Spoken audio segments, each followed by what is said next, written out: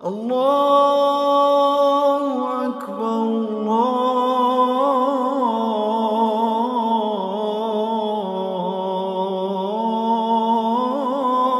Akbar. Ashhadu an la ilaha illallah. Le verset incitant le jeûne, à sa suite, nous dit que ceux qui sont aptes à jeûner le font et que ceux qui sont dispensés également ne sont pas en train d'accomplir un péché. On peut citer le vieillard.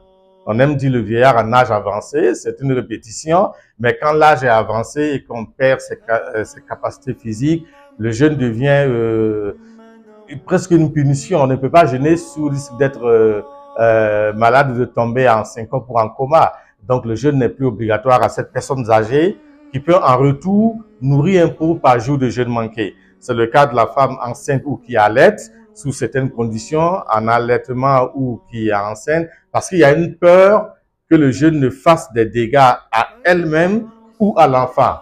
Donc Dieu permet donc de reporter le jeûne ou dans certaines conditions, selon les écoles juridiques, de nourrir un pauvre par jour de jeûne manqué. Il y a le voyageur sur une distance qui permet le raccourcissement des prières et que le but du voyage soit un voyage licite. Si vous voyagez pour aller braquer, le voyage n'est pas licite, vous n'allez pas rompre le jeûne, c'est déjà un péché.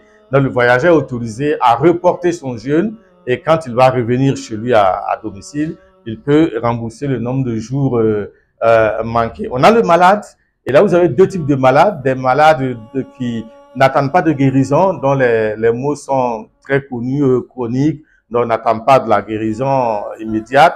Donc ceux-là, avec l'accord du médecin, peuvent donc être exemptés, nourrir un pauvre par jour. Mais celui qui espère une guérison proche, qui a peut-être, je ne dis pas que le mal de tête n'est pas important, qui a un mal de tête sur 1 ou 2 jours, qui dit bon demain ça va aller, il ne gêne pas, lui il va reprendre son jeûne plus tard. Mais en tout état de cause, il faut discuter avec le médecin. Pour chaque cas de maladie, il faut avoir l'avis des médecins et qui éclaire donc notre position. Sinon le verset autorise le malade à donc être exempté du jeûne.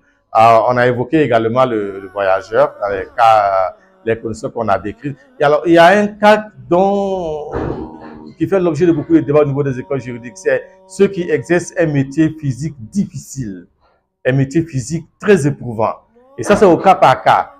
Vous allez vous approcher de l'imam du quartier ou de Moualim pour avoir votre situation. Mais de manière générale, si le jeûne va peser sur votre santé, si le jeûne peut vous faire courir un risque de décès brutal ou de maladie ou de mort, le jeûne peut être reporté. Il y a certains travaux qui vous amènent, je sais pas, sous l'eau pendant un temps donné, pour les miniers, au trou, au fond, fin des trous d'orpaillage, où des gens passent de nombreuses heures. Il y a des cas comme ça, où la conduite de machines électriques ou mécaniques de grande puissance, où on a besoin d'être en bonne santé. Donc, au cas par cas, il faut recourir au savant qui est le plus proche de vous pour avoir la disposition à tenir. Mais l'islam est une religion de, je dirais pas de facilité, mais de miséricorde et de compréhension. Parce qu'un jeûne pour se rapprocher de Dieu. Une fois que le jeûne met votre santé en danger, une fois que le jeûne met votre physique en danger, vous avez la possibilité de l'interrompre et de le reprendre plus tard.